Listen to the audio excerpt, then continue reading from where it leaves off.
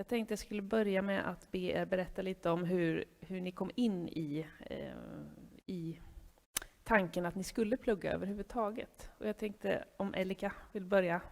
Min karriärväxling har ju grundat sig i att jag vill vara med och påverka mer och jobba med utvecklingsfrågor, ledarskapsfrågor, kunskapsfrågor, och det var så viktigt för mig att göra det med en hög kvalitet. Så jag landade ganska snabbt i att jag vill verkligen ha på fötterna om jag ska jobba med den här typen av frågor. Och när jag började med hjälp av coach så började titta på vad det fanns för utbildningar och ganska snabbt hittade den här, så såg jag ju att den var så bred och hade så mycket av de bitarna som jag ville komplettera med. Så ja, det var rätt självklart, även om det inte var det första jag tänkte när jag tänkte att jag skulle omskola mig eller byta bana så att säga. Men det känns som en väldigt gedigen grund att ha och ganska nödvändig för att få jobb. Eftersom jag kom in i de här tankarna när det var lite tid kvar innan man fick börja då. För sångare är det en åldersgräns på 45. De här tankarna kom väl till mig runt 43-44 och då frågade jag om det var möjligt att prata med en rådgivare i förväg så att säga. Och det gick ju alldeles utmärkt och det kan jag verkligen rekommendera, för det är en ganska lång process. Och också inse vad behöver jag göra för att kanske komma in på den här utbildningen med till exempel högskoleprovet eller så som jag fick göra. Karin, hur gick dina tankar inför att välja linje och börja plugga överhuvudtaget?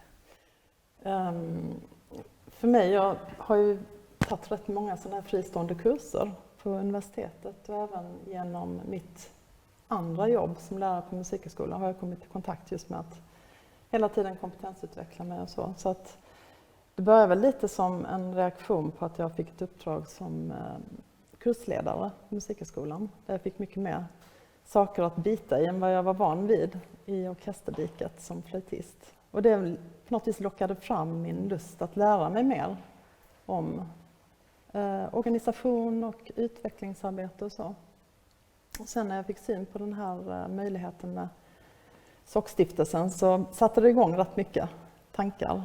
Och rätt snart så landade jag också i det här med att gå på personal- och arbetslivsprogrammet. Det hade varit spännande och roligt. En väldigt spännande utbildning med alla de här olika inriktningarna, tvärvetenskapligheten i det. Och sen har jag väl alltid varit ganska nyfiken av vad som händer där uppe på andra våningen på Operan där de sitter, de här HR-personerna. Och funderat mycket runt hur man kan jobba i en organisation genom att höja nivån på olika sätt, att utvecklas och vilken kompetens som finns att ta vara på. Så att just det här HR-perspektivet har ju funnits hos mig många år. Så när chansen kom var det väldigt lätt, kände jag, att dit vill jag.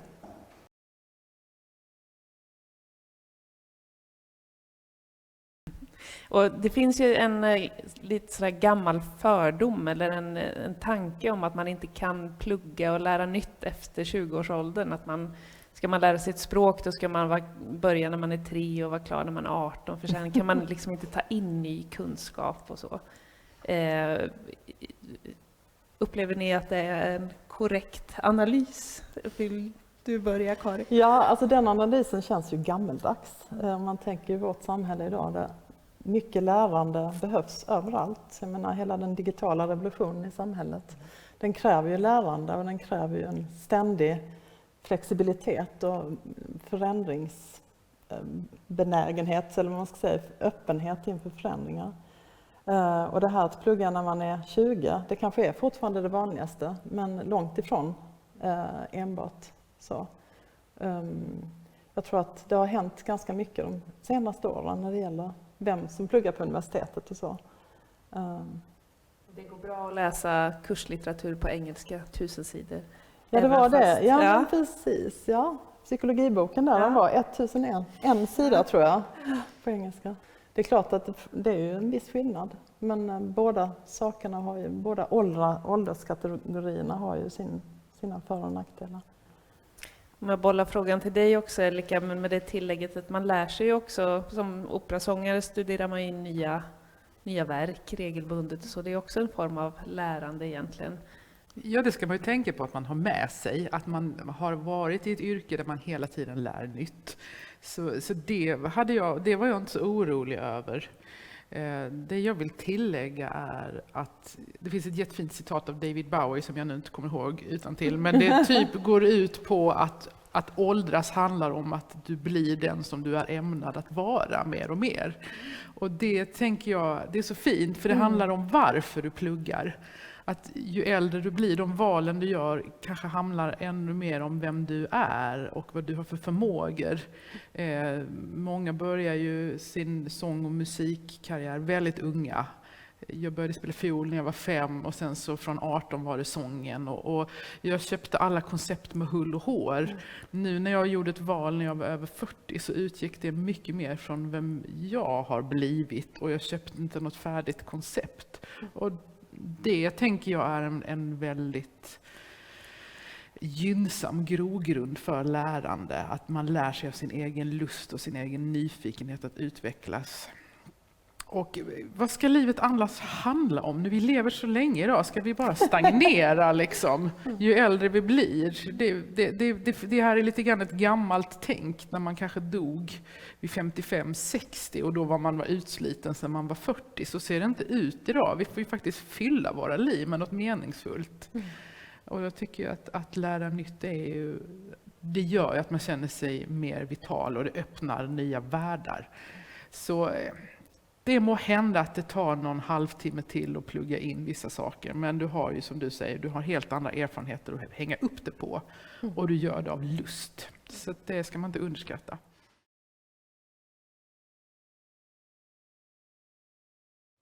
Och nu är ni båda en bit in i programmet. Det är ungefär 3,5 till 4 år ni ska plugga och har gjort hälften nu ungefär. Lite drygt. Vi är inne på sista året nu. Om man skulle försöka göra en sorts före- och efterfråga. Jag tänkte vi börjar med dig, Karin. Om du kan beskriva vad skillnaden mellan vad du trodde att du skulle få vara med om och vad du faktiskt är med om nu. Jag tror den här tvärvetenskapligheten som jag nämnde innan, den var inte så klar för mig när jag sökte programmet. Och den har ju varit en fantastisk möjlighet att både bredda sitt eget perspektiv på ett större, lite helikopterperspektiv över samhället och ens roll i det, arbetets betydelse och så. Just utbildningen i sig har varit fantastisk och möjligheten att överhuvudtaget fördjupa sig i de olika bitarna som då är pedagogik och sociologi, psykologi och till och med ekonomi och arbetsrätt. Så att det har varit väldigt, väldigt roligt. Hade du några farhågor kring att du inte skulle mäkta med tempot eller ha datakompetens nog? Eller fanns det något motstånd i dig innan? Precis det där med den digitala kompetensen, den blev man ju varse att där måste man ju liksom växla upp i förhållande till vad man gör när man kanske just jobbar som musiker. Och det är ju en viktig bit att ta till sig om man ska göra en karriärväxling eller bredda sitt kunnande, att där kommer man inte undan. Det är ju verkligen ett nödvändigt ont och också väldigt roligt. Jag ser det nästan som att lära sig ett nytt instrument. Att djupdyka i de här nya programmen och det som krävs. Men i övrigt också mycket litteratur, vetenskapliga artiklar på engelska många gånger. Såklart är det en utmaning, men också väldigt roligt att få den utmaningen. Elika, hur känner du för mellan vad du hade trott att du skulle få vara med om och hur det ser ut nu?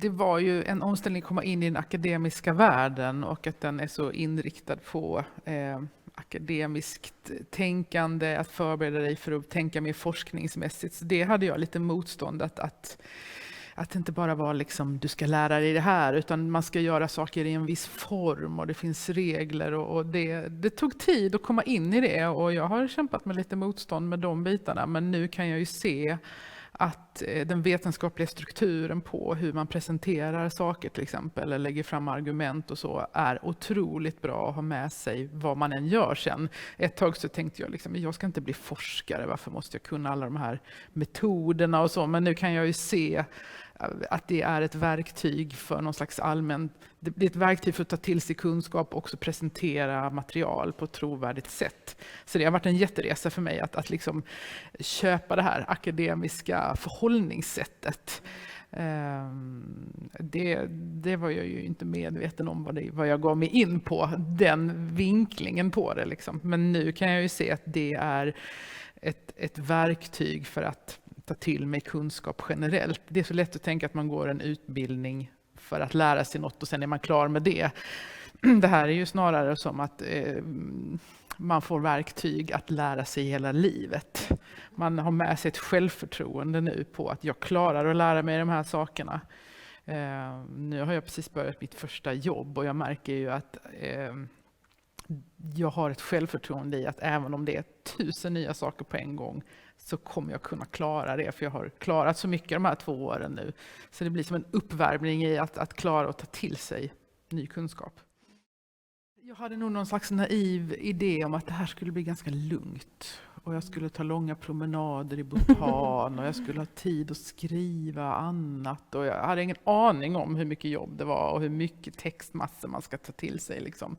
Men med det sagt så är det ju ett helt annat liv. Du har ett 8-5 liv liksom, och du har lediga helger, och det har ju inte jag haft i hela mitt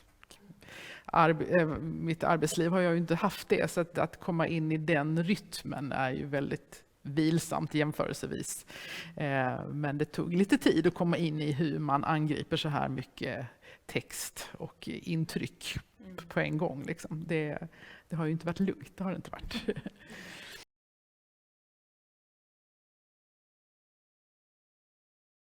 Jag tänker ni båda kommer från ett yrkesliv med högt tempo och höga krav på att leverera i stunden.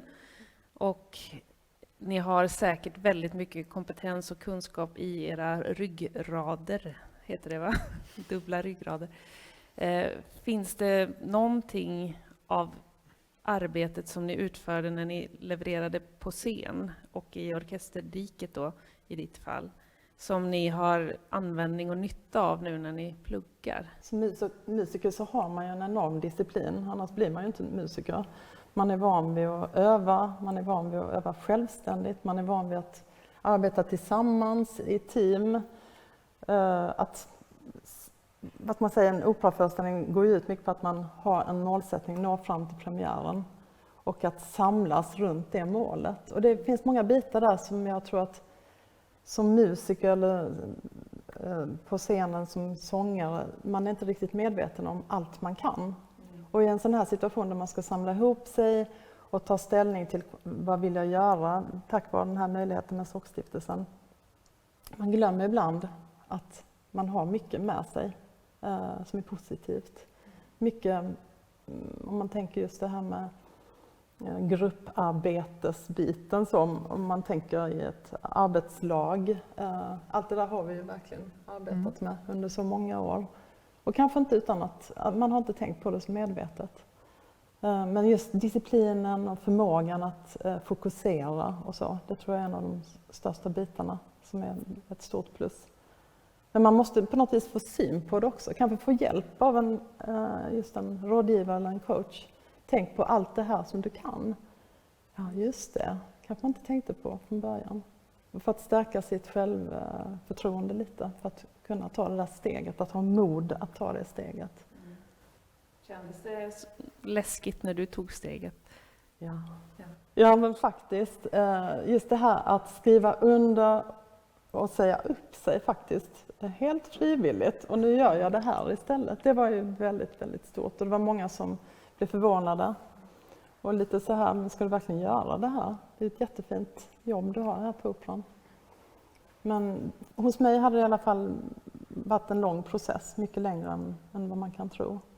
Så att längtan till det här nya var ju så mycket starkare än att man saknade eller var rädd för att förlora det man hade.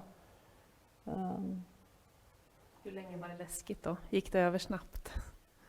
Ja, men just det här hjälpen man får genom rådgivarna är ju så fantastiskt viktigt. För det behöver ju ta sin tid, man behöver ju på något vis leva i den här ambivalensen och kunna vara kvar i det gamla och känna att men, jag kanske ska prova det. Så att man inte tar ett för snabbt beslut. Det tror jag, i alla fall för min del, var det viktigt att jag kunde bolla det för- och nackdelar med mig själv.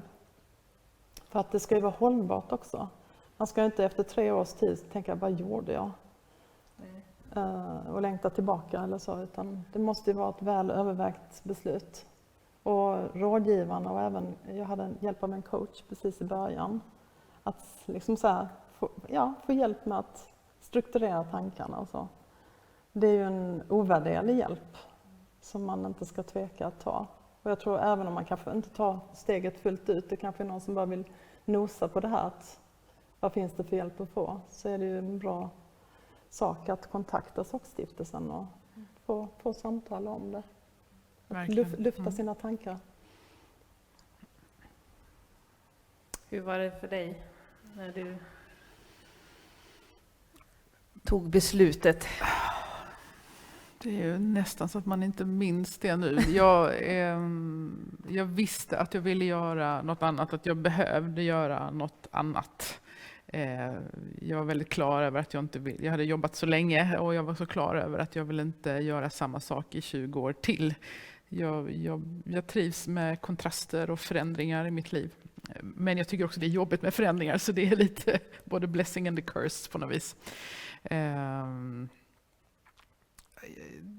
En del i det är det ju att möta sina kollegors både beundran och besvikelse över att man lämnar. Man får mycket beundran för att man vågar ta steget. Sen finns det också en besvikelse och kanske till och med en känsla av att man kanske ser ner på. Man lämnar för att man ser ner på det eller inte tycker det är bra nog eller sådär. Det där är ju väldigt individuellt. Det är ju ett fantastiskt jobb, men det ställer ju vissa krav och har vissa begränsningar. Så börjar man känna att de kraven inte passar en och att begränsningarna hämmar en.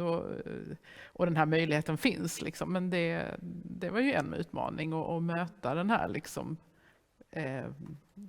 både beundran och besvikelsen är någonting som man ska bemöta liksom, samtidigt som man har fullt upp med sin egen process. Och den har jag väl upplevt att den har kommit och gått i vågor. Att förändringsprocesser kan ju vara sådär att det kommer i kappen ett år senare. Ja, just det, jag kommer aldrig mer ha en premiär. Jag kommer inte gå på personalfest på Operan mer. Eller liksom, ja, vad det nu kan vara. Det är lite skör is ibland. Man får tillåta det att vara det, tänker jag. Det är en del av att gå igenom förändring. Det kan kännas lite obehagligt ibland. Men det är okej. Det är ju en förändring man har valt själv.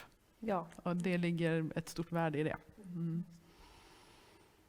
Men jag tänkte lite på det du sa om vad man har med sig från sitt yrkesliv. Så tänker jag man ska inte underskatta att man är väldigt van vid att gå in i en professionell roll.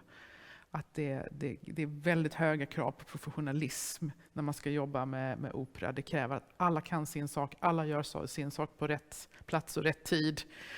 Det kräver disciplin och just att liksom gå in i den yrkesrollen som krävs just här. Det har man en enorm träning på. Man kan stå och flamsa dricka kaffe ena sekunden och sen är det bara fokus liksom. Och det ska man inte underskatta, att det är en jättekvalitet att ha med sig vad man än gör. Att man är van att leverera och fokusera och göra allting med kvalitet. Ja, men precis. Arbetslivet idag ser ju också så annorlunda ut än om man går tillbaka 20-25 år. Man stannade ju längre i samma profession, i samma yrke. Idag handlar det kanske också om att flytta och ta nya kontakter och byta arbetsgivare på ett helt annat sätt. Till och med att karriärväxla. Så jag tänker att det är en stor bit av framtiden också, hur det kommer att se ut framåt.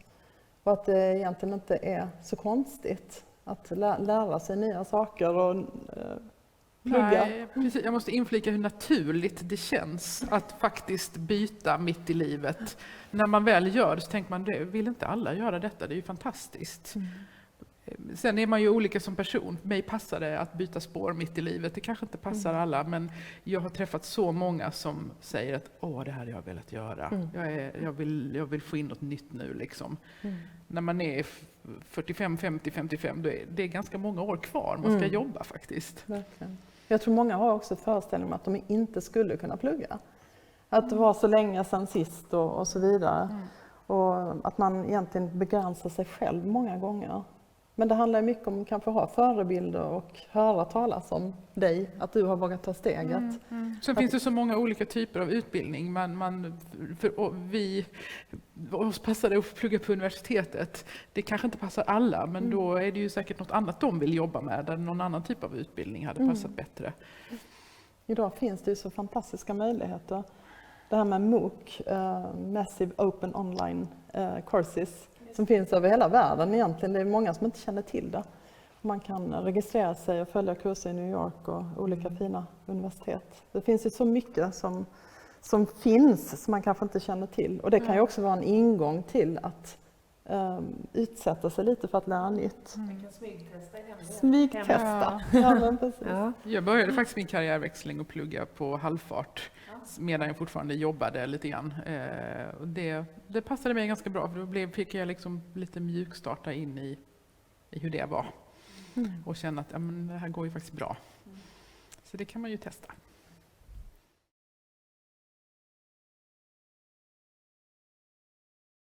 Många av ens studiekamrater är kanske yngre, 20-25, vad man kan vara.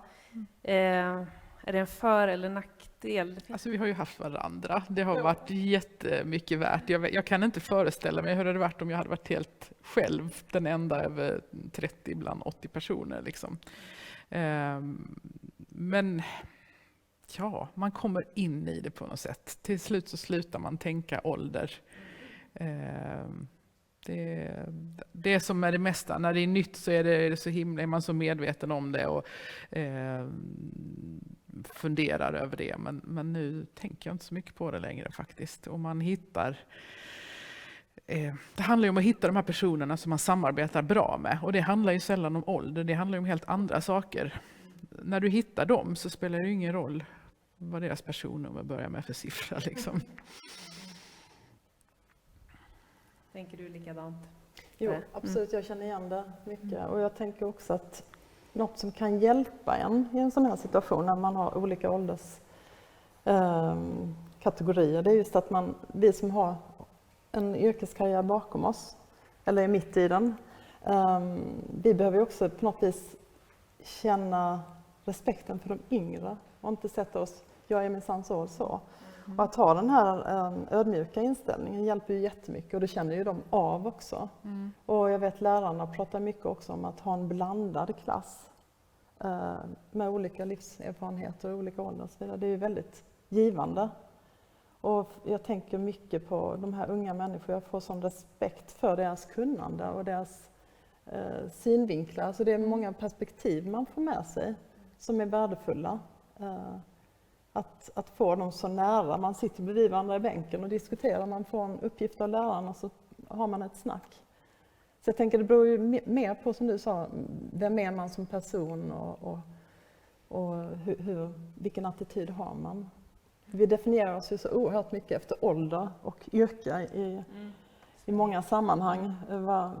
Man frågar inte så mycket om vem är du, utan vad gör du? Eller till och med, hon är så gammal. Så att man själv släpper det lite grann, då tror jag också man utstrålar något annat än att man är väldigt fixerad vid det. Sen tänker jag att man med lite mer ålder så kan man faktiskt bidra med ett lugn. Att man kan faktiskt, för det kan jag ju minnas själv när jag var i den åldern, att man blev väldigt uppstressad över saker som skulle levereras och tentor och sådär. Och jag ska inte påstå att jag inte har varit nervös under de här åren, men man har en annan erfarenhet och man orkar helt enkelt inte noja över allting. Det finns inte ork till det längre. Och livet är så komplext och det är så mycket att tänka på. Så att det känner jag att vi kan bidra med. Att det liksom, nu gör vi så här, det kommer att bli bra. Tänk på detta. Så då kan det vara liksom att man både ger och tar. Att man har något att bidra med sin erfarenhet. Ja, det är det sista. Det tror jag också är så roligt på något vis i den här utbildningen, att vi pratar ju så mycket om teorier och modeller i många av ämnena, sociologiska teorier eller pedagogiska. Och vi sitter ju då med ett helt arbetsliv i ryggen och kan direkt orientera oss i en teori och se, ur minnet plockar man fram situationer, så ser man på sin modell och förstår, det hände där och så såg det ut. När man är lite yngre kanske man inte har den lättheten att få, vad man säger, färgsätta de här modellerna på samma sätt som vi. Nej, det blir mer abstrakt, tänker jag. Det är ju fantastiskt att ha all erfarenhet att hänga upp den nya kunskapen på. Liksom. Så, och just när man läser det som vi läser som handlar om arbetslivet, så är det ju mycket värt både för en själv och för omgivningen att man har jobbat länge. Egentligen tycker jag att de borde ha krav på arbetslivserfarenhet när man går det programmet. Om man ska, det behöver inte vara ett krav, men det är ju en rekommendation, för då får du så mycket mer ut av det. Men många unga har ju jobbat. Nästan alla våra kurser har ju jobbat lite grann. Det märks ju att det gör skillnad.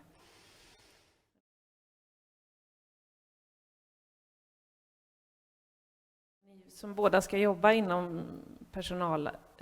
med personalgrupper i framtiden, eller redan gör lite grann också.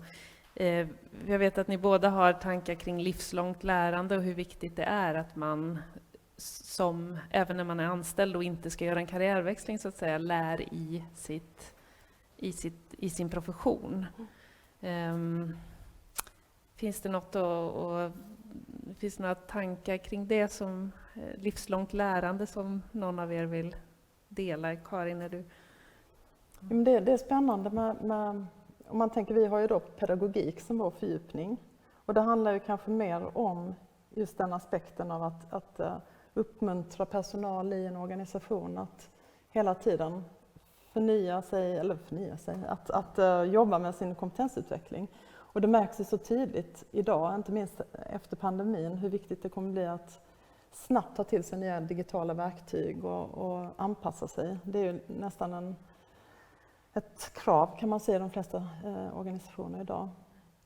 Att vara snabb, att kunna lära nytt och ha den där ödmjukheten också. Även om jag är kanske väldigt högt uppsatt i en organisation, så måste jag ändå på något vis jobba med de här bitarna, att ta till sig nytt. Man kan inte vila på sina lagrar.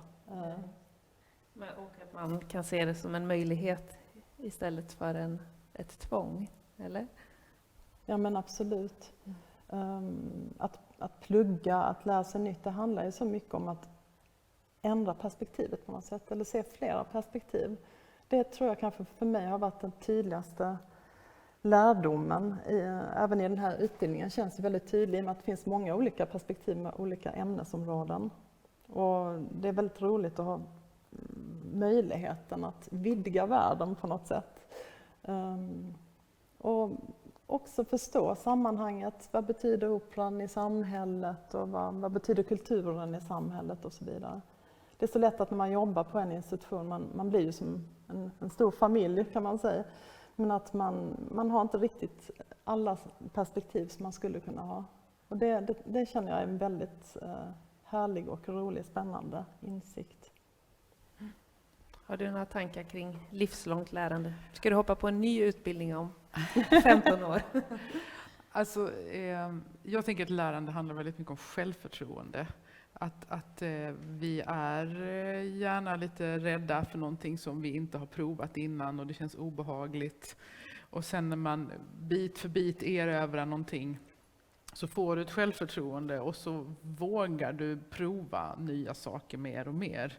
Men ibland måste man utsätta sig, och där har man en enorm erfarenhet när man har jobbat som professionell sångare eller musiker. För ibland så är det någon som sätter ett stycke framför dig som det är det svåraste du har gjort, eller du kommer inte in i det, du fattar inte rytmen. Det är någonting som är jättesvårt.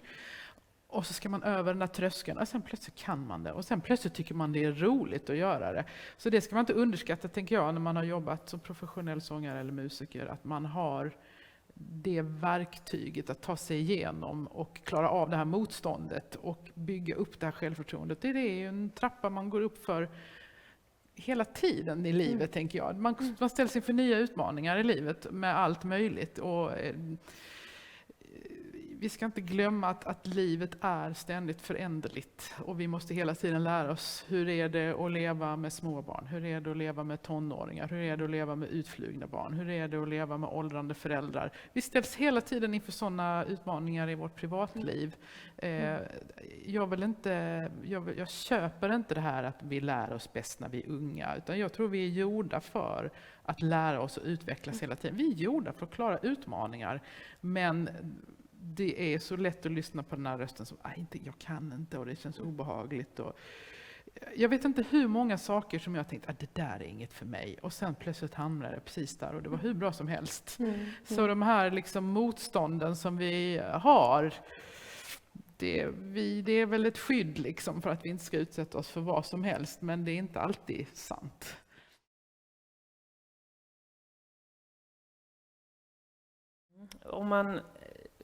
Om ni nu skulle gå tillbaka, ni blir återinbjudna på en personalfest på Malmö Opera, säger vi.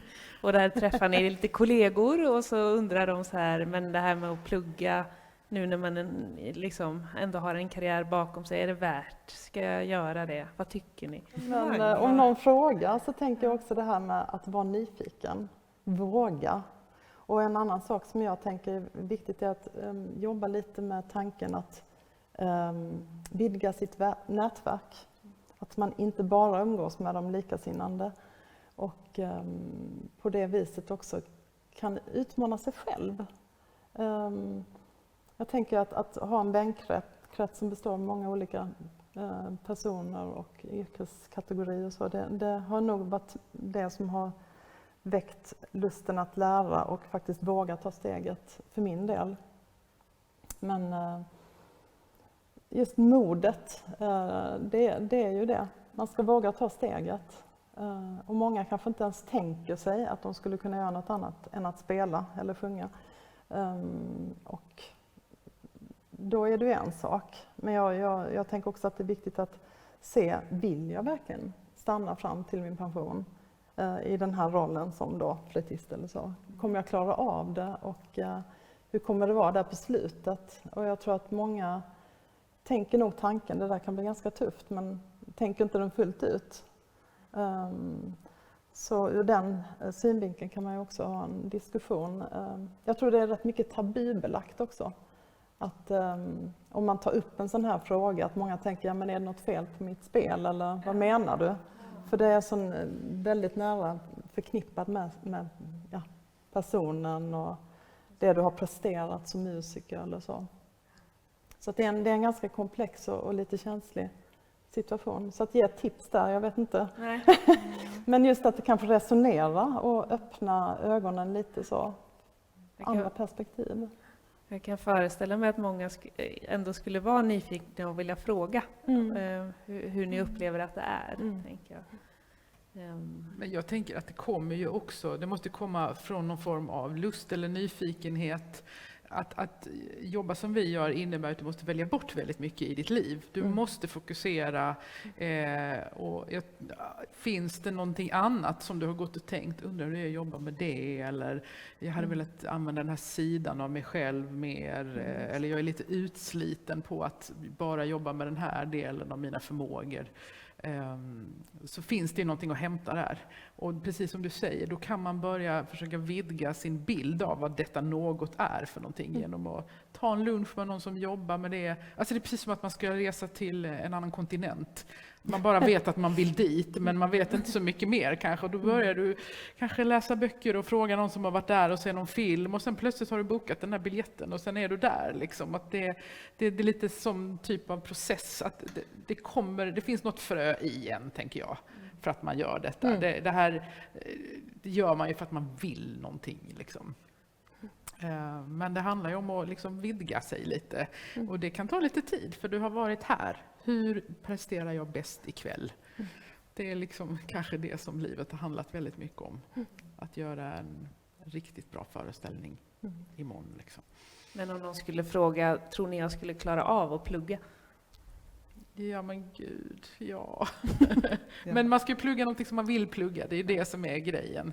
Och det kommer att finnas tvivel på vägen, det gör det med alla förändringar. Herregud, det är bara att se hur kär man än är när man flyttar ihop, så kommer den där man tänkte, vad har jag gjort? Och sen så kommer man fram till att det var nog rätt bra ändå. Alltså jag vill bara säga att det är så häftigt med ny kunskap. Det är sån kick. Och man får sån respekt för andra människor. Jag kan tycka att operavärlden är lite navelskådande. Man funderar bara på vad som rör sig i operavärlden. För mig har det varit så i alla fall. Nu har jag öppnat upp och sett liksom, oj vad många yrken det finns. Vad mycket kunskap folk har som jag inte har någon aning om. Så att, det är en kick och det är en ödmjukhet inför vad resten av världen faktiskt håller på med och har att erbjuda. Har du något du vill tillägga? Jag tänker just det här med att jobba i en stor organisation. Vi har ju haft en ganska stor organisation som man kanske inte har haft en inblick i fullt ut. Det tänker jag att det har varit väldigt roligt att få den där nästan retrospektivt förståelsen för vad man har befunnit sig i. Och det har ju också på ett sätt vidgat vyerna som vi pratade om innan, men att man ser en annan aspekt, till exempel arbetsgivarsidan, på ett annat vis i en sån här utbildning. Vi hade ju en uppgift när vi tittade på Malmö Operas årsredovisning och pratade om den. Och så slog mig, varför har jag aldrig gjort detta? Jag har jobbat här i så många år. Det är ju liksom komma in från ett annat håll. Ja men verkligen. Och man får ju också en annan förståelse för hur är det att vara chef. Det är lätt hänt att man har inte den fulla bilden som anställd. Och det tror jag är en verkligen viktig sak att ta med sig om man jobbar inom personal- och arbetsliv, sen HR. Att många medarbetare har ju inte den fulla bilden och då är det så lätt att kritisera och inte förstå vidden av det och vilken roll har jag i det hela och så. Så det har ju varit väldigt spännande just ur organisationssynvinkel. Ja, men det håller jag helt med om, och också ur ett samhällsperspektiv. Att få mer förståelse för komplexiteten i både organisationsfrågor och samhällsfrågor som gör att man kanske inte blir lika kategorisk längre. Och det är ju något man bär med sig i resten av livet, nya, alltså vidare perspektiv. Det är ju en gåva att ha det, tycker Väldigt bra.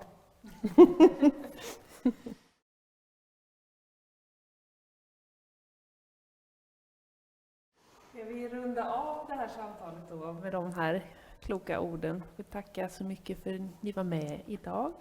Det var roligt, tack. Och önskar er lycka till i nästa karriär, eller nuvarande karriär får jag säga då. Har ni bytt skifte? Säger ni fortfarande att ni är operasångerska och musiker, eller säger ni att ni är studenter eller HR? Vad är Elika? Ja, precis. I ryggraden. Det beror ju helt på hur frågan ställs. Liksom. Men jag är nog karriärväxlare just nu. Karin? Ja, men det var en bra fråga. Den är inte så lätt dock att svara på. Jag undervisar fortfarande på Musikhögskolan och har lite studenter där. Så. Och sen hade jag också ett jobb här förra året. Jag fick jobba som HR-konsult. Och då fick man ju skriva in det helt enkelt på LinkedIn, att man är HR-konsult. Såklart är det en period nu att man ska hitta sin nya roll och så. Så helt enkelt är det ju inte, för i själ och hjärta är man ju ändå musiker. Musiken och kulturen ligger ju liksom så nära. Men jag tänker också att det är en möjlighet att bredda det. Att vara kvar i det på något sätt också. På ett eller annat sätt.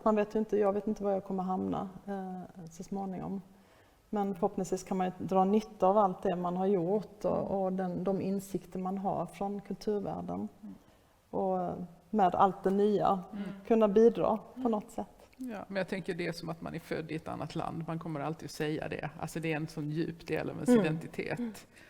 Det tror jag nog alltid kommer vara med, att jag har varit operasångerska. Det är så mycket vem jag är och vad jag har med mig, och det är liksom min tribe på något vis. Det blir spännande. Vi får ha ett uppföljande samtal om 5 år. Ja, just Se det. vad ni säger då. Ja. Bra idé. Ja. Tack så mycket. Ja, tack Annika. Tack.